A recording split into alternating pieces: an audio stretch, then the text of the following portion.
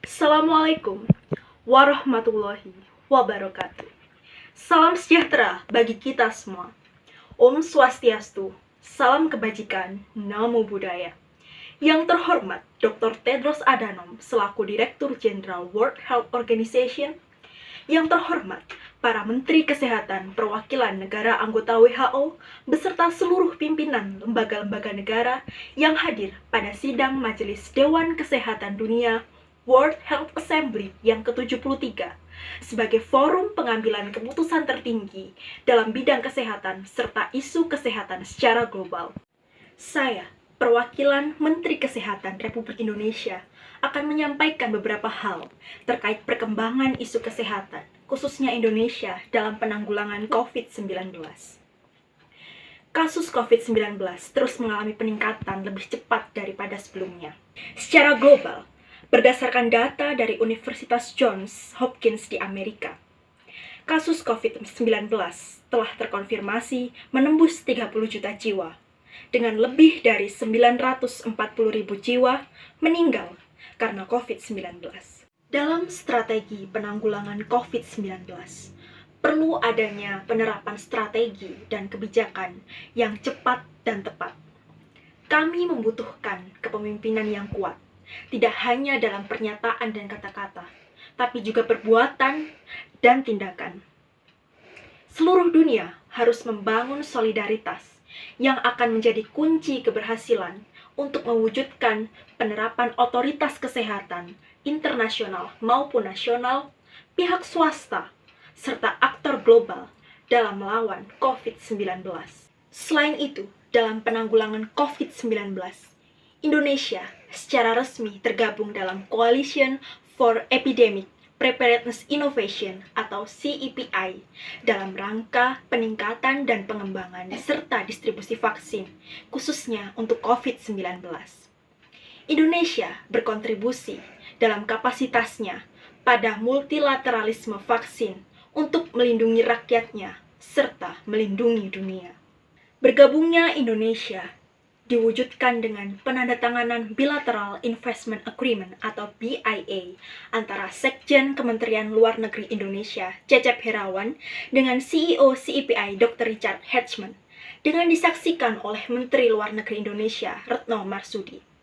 Penandatanganan tersebut juga disaksikan oleh Kedutaan Besar Indonesia untuk Norwegia, Kedutaan Besar Indonesia untuk Inggris, para lembaga instansi terkait, serta awak media. Bergabungnya Indonesia di CEPI membuka akses hasil penelitian vaksin yang dikembangkan oleh jaringan anggota CEPI, di mana diantaranya telah menuai hasil positif. Indonesia juga akan menjadi salah satu penjuru produksi dan distribusi vaksin internasional, di mana BUMN Indonesia, Bio Farma, akan menjadi partner manufaktur vaksin COVID-19 untuk CEPI. Sebagai bagian dari dukungan Indonesia, pemerintah akan memberikan kontribusi senilai 1 juta US dollar untuk membantu CEPI dalam rangka mengembangkan vaksin untuk melawan pandemi, khususnya di masa mendatang. Bergabungnya Indonesia ke CEPI adalah cermin dari komitmen Indonesia untuk terus menjadi solusi bagi tantangan kesehatan secara global. Kolaborasi Indonesia dengan CEPI akan memberikan industri kesehatan setiap negara akses yang lebih baik terhadap informasi, pengembangan vaksin, pelatihan uji klinis terbaru, serta uji laboratorium. Selain itu, juga akan membantu memperkuat kapasitas domestik dalam rangka mencegah dan merespon penyakit menular, meningkatkan hasil produksi penelitian, serta vaksin yang telah dikembangkan.